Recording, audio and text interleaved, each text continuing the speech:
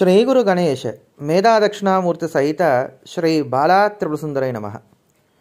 సంక్రాంతి పండగ మగవాళ్ళకి కీడు చేస్తుందని, ముఖ్యంగా ఒక పిల్లవాడు మాత్రమే ఉన్నటువంటి తల్లి ఇద్దరు కానీ అంతకన్నా ఎక్కువ మంది కానీ మగపిల్లలు కలిగినటువంటి స్త్రీల దగ్గరికి వెళ్ళి వాళ్ళ దగ్గర నుంచి డబ్బులు తీసుకొచ్చుకొని కనీసం 5గురికైనా సరే మళ్ళీ ఆ డబ్బులతో కొని గాజుల్ని పంచిపెట్టాలని, ఆవిడ కూడా ఆ గాజులు ధరించాలని, అలా కాని పక్షంలో ఆ పిల్లవాడికి కీడు కలుగుతుందని బయట ప్రచారం జరుగుతోంది. అంటే ఒకే పిల్లవాడు ఉన్నటువంటి తల్లి కనీసం 5గురు ముత్తైదుల దగ్గరికి వెళ్ళి వాళ్ళ దగ్గర డబ్బులు అడిగి తీసుకొని ఆ డబ్బులతో గాజులు కొనుక్కొని తాను వేసుకోవాలి, మరో 5గురు ముత్తైదులు కూడా ఆ గాజులు వేయాలి.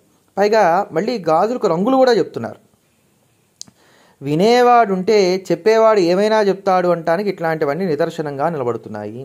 వీటి వలన యథార్థమైనటువంటి సనాతన ధర్మానికి విపరీతమైనటువంటి హాని కలుగుతోంది. గొడ్డలి పెట్టులాగా ఇటువంటి మూఢనమ్మకాలన్నీ కూడా మారుతున్నాయి.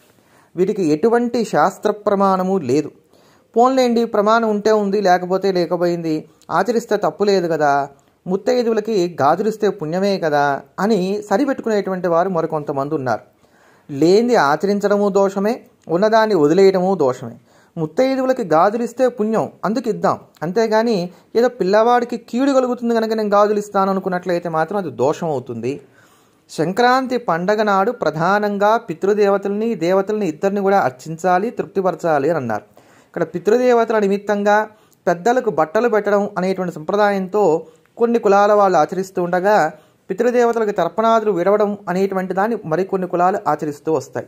ఇట్లా ఆయా వర్ణాశ్రమ ధర్మాలను అనుసరించి పితృదేవతారాధన చేయడంతో పాటుగా సూర్యనారాయణమూర్తిని, పరమేశ్వరుని, నారాయణుని ఇట్లా ఆయా దైవాలని పూజించడం అనేది ఈరోజు ప్రధానంగా చేయవలసినటువంటి విధానం తప్ప ఇటువంటి మూఢనమ్మకాల జోలికి పోవటం అనేది మనకి ఎంతమాత్రం కూడా తగదు. కనుక ఈ సత్యాన్ని గుర్తించండి. ఎవరు కూడా భయపడకండి, నిర్భయంగా ఉండండి. ధైర్యాన్ని ఇచ్చేది సనాతన ధర్మం, భయపెట్టేది సనాతన ధర్మం కాదు. మరోమారు మళ్ళీ కలుద్దాం. ఎల్లప్పుడూ దేశాన్ని ప్రేమిద్దాం, దైవాన్ని స్మరిద్దాం. స్వస్తి.